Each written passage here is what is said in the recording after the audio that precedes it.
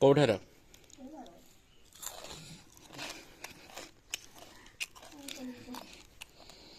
ଶୀତ ଦିନେ ସୂର୍ଯ୍ୟ କିରଣରେ ବସିକି ମୁଢ଼ି ବାଦାମ ସୋରିଷ ତେଲ ଖାଇବାର ଯେଉଁ ମଜା ନା।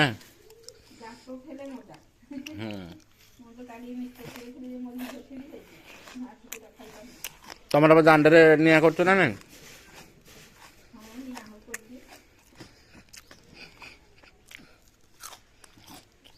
ବାଦାମଟା କିନ୍ତୁ ଭଲ ବାଦାମ ନା, ମଞ୍ଜି ପୁରା ଗୋଟି ଗୋଟି।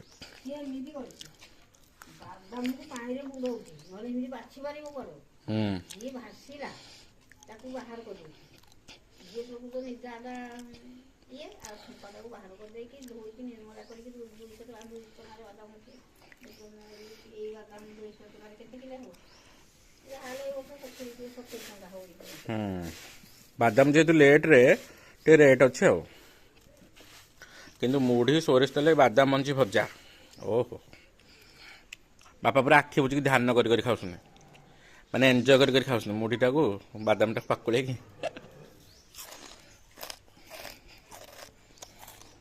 ଟଣ୍ଟା କେମିତି ଲାଗୁଛି ଏବେ? ଭଲ।